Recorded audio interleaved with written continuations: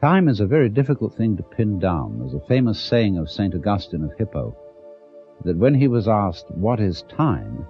he said, "I know what it is, but when you ask me, I don't." And yet it seems absolutely fundamental to our life. Time is money, we say. I don't have enough time. Time flies. Time drags. And I think we should go into the question of what this is, because in our ordinary common sense, we think of time as a one-way motion from the past, through the present, and on into the future. And that carries along with it another impression, which is to say that life moves from the past to the future in such a way that what happens now and what will happen is always the result of what has happened in the past. In other words, we seem to be driven along. You know, once upon a time it was fashionable in psychology for people to speak of man's and animals' instincts. That we have, for example, an instinct for survival, an instinct to make love, and so on. But nowadays that word has become unfashionable, and psychologists tend instead to use the word drives, and to speak of the need for food as a drive, the need for survival or for sex as drives. And that's a very significant word, because it's brought out, isn't it, by people who feel driven. I must say personally, if I feel hungry, I don't feel driven. Also, if I feel lusty, I don't feel driven. Because I don't say, "Oh, excuse me, but I have to eat," or "Excuse me, but I need to fulfill my sexual urges, my biological impulses." I say, "Hooray, I identify myself with my drives. They're me." And I don't take a passive attitude towards them and apologize for them. So the whole idea of our being driven is connected with the idea of causality, of life moving under the power of the past. And that is so ingrained in our common sense that it's very difficult to get rid of it, because I want to turn the thing round completely the other way and say that the past is the result of the present. Let us suppose, just for the sake of example, that this universe started with a big bang, as some cosmologists believe. Now, when that bang happened, it was the present, wasn't it? And so the universe began in what we will call a now moment. Then it goes on doing its stuff. And always, when any event that we now call past came into being, it came into being in the present and out of the present. That's one way of seeing it. But before we get further involved in this, I want to draw your attention to a fallacy in the very common sense idea of causality. That events are caused by previous events, from which they flow or result necessarily. To understand the fallacy of that idea, we have to begin by asking, what do you mean by an event? Let's take the event of a human being coming into the world. Now, when does that event begin? Does it occur at the moment of parturition, when the baby actually comes out of its mother? Or does the baby begin at the moment of conception? Or does the baby begin when it was an evil gleam in its father's eye? Or does a baby begin when the spermatozoa are generated in the father, or the ovum in the mother. Or could you say a baby begins when its father is born, or when its mother is born? All these things can be thought of as beginnings. But we decide, for purposes of legal registration, that a life begins at the moment of parturition, and that is a purely arbitrary decision. And it has validity only because we all agree about it. Let me show you the same phenomenon in the dimension of space instead of the dimension of time. Let's ask, how big is the sun? Are we going to define the sun as limited by the extent of its fire? That's one possible definition. But we could equally well define the sphere of the sun by the extent of its heat. We could also define the sphere of the sun by the extent of its light. And each of these would be reasonable choices, except that it's rather difficult to keep track of the extent of its light, because we're inside it. And therefore we have arbitrarily agreed to define the sun by the limit of its visible fire. But you will see in all these, by these analogies, that how big a thing is, or how long an event is simply a matter of definition. Now, therefore, when by simple definition, for purposes of discussion, we have divided events into certain periods, we'll say the First World War began in 1914 and it ended in 1918. Now, actually, all those things which led up to the First World War started long before 1914, and the repercussions of that war have continued long beyond 1918. How are we to distinguish an event from its repercussions? So you will see that because we have divided events from one another in this arbitrary way, we do that, and then we sort of forget we did it. And then we have a puzzle. How do events lead to each other? Because you see, in reality, there are no separate events. Life moves along like water. And it's all connected, as the source of a river is connected to the mouth and to the ocean. And all the events or things going on are like whirlpools in the stream. Because you go there today and you see a whirlpool. You go there tomorrow and you see a whirlpool. But it isn't the same whirlpool because all the water is changing every second. What is happening is not really what we should call a whirlpool, but rather a whirlpooling. It is an activity, not a thing. And indeed, every so-called thing can be called an event. We call, say, a house, housing. We call a mat, matting. And we could equally call a cat, a catting. So we could say the catting sat on the matting.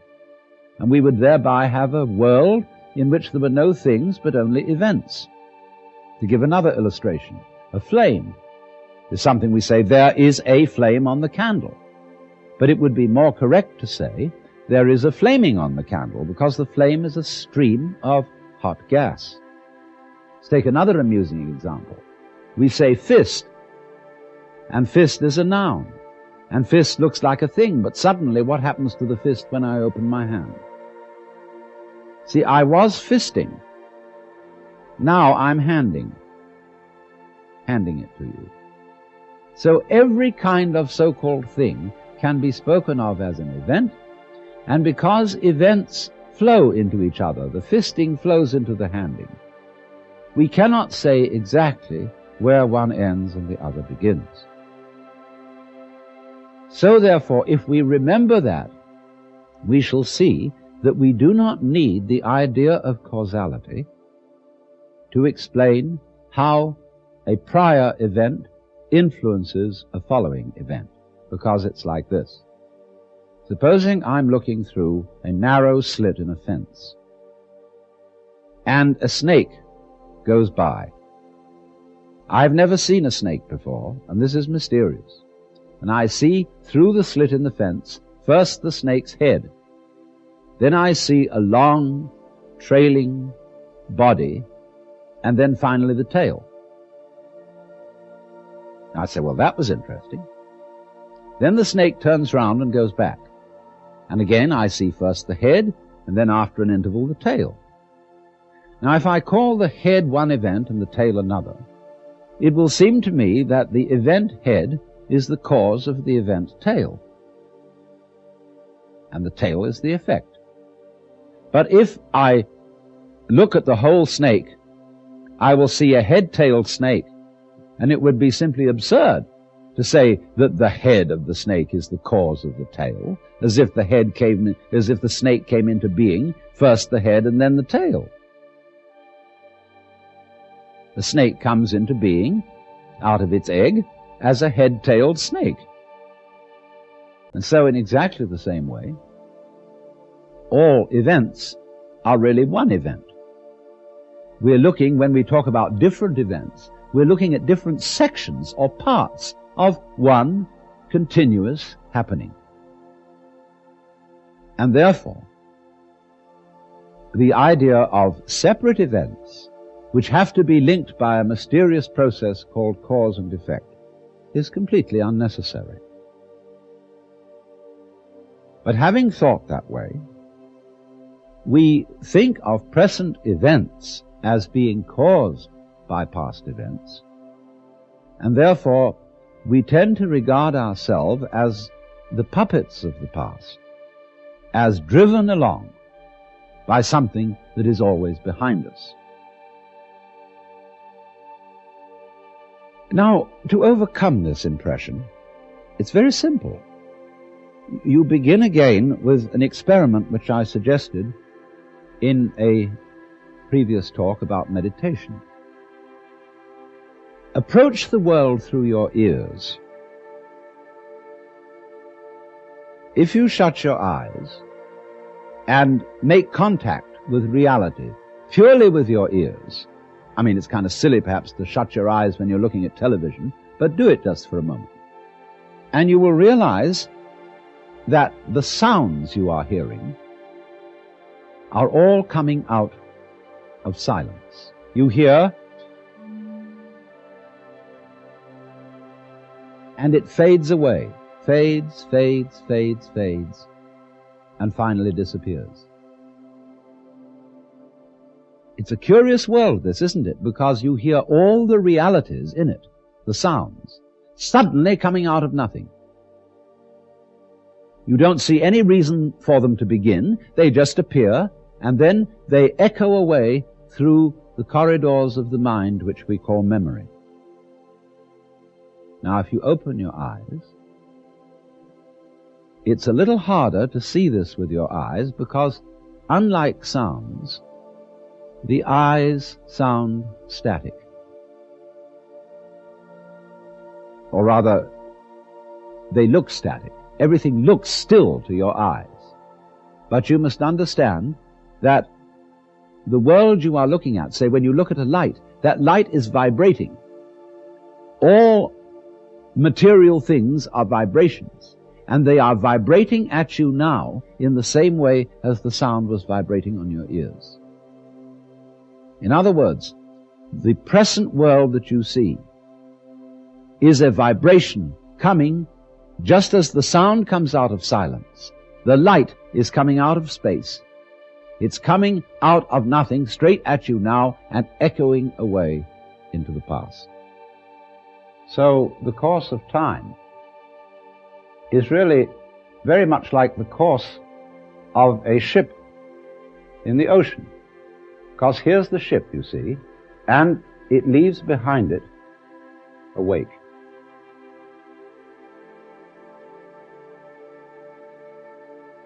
And the wake fades out, and that tells us where the ship has been, in just the same way as the past and our memory of the past tells us what we have done. But as we go back into the past, and we go back and back, to prehistory, and we use all kinds of instruments and scientific methods for detecting what happened, we eventually reach a point where all record of the past fades away in just the same way as the wake of the ship. Now, the important thing to remember in this illustration is that the wake doesn't drive the ship any more than the tail wags the dog.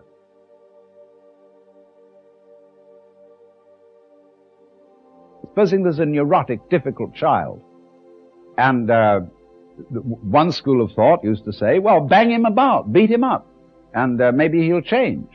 But then they said, oh no, that's not fair to the child to beat him up because it was his parents. They didn't bring him up properly. And so then they say, well, punish the parents. Well, the parents say, excuse me, but our parents were neurotic too, and they brought us up badly, so we couldn't help what we did. And so since the grandparents are dead, we can't get at them. And in any case, supposing we could, we would pass the whole blame back to Adam and Eve in the Garden of Eden. And they started all this mess. But then Eve would say, no, the serpent tempted me and I did eat, and it was the serpent's fault. Well, you know, when God, in the story of Genesis, asked Eve, didst thou eat the fruit of the tree whereof I told thee thou shouldst not eat? She said, oh, but the serpent tempted me, and I did eat. And God looked at the serpent, and the serpent didn't make any excuse. He probably winked. Because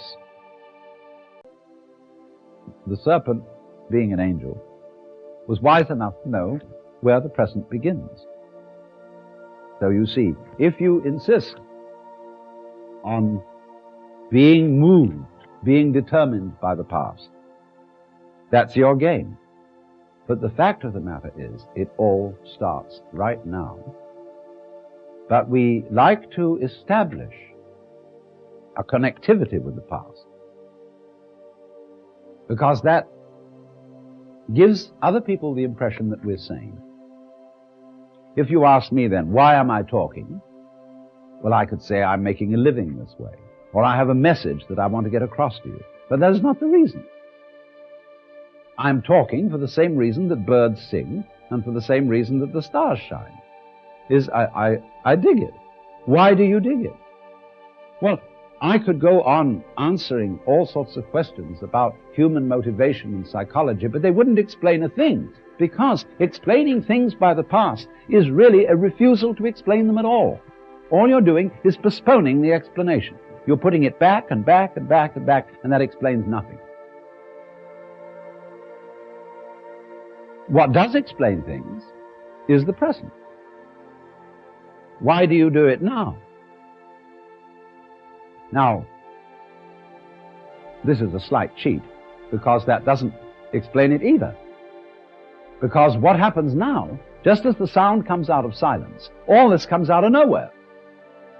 This is in connection with what I explained to you in another talk about the power of nothingness. All life suddenly emerges out of space. Bang, right now. And to ask again, why does it happen, is an unprofitable question. Because the interesting thing is not why, but what. What happens? Not why does it happen.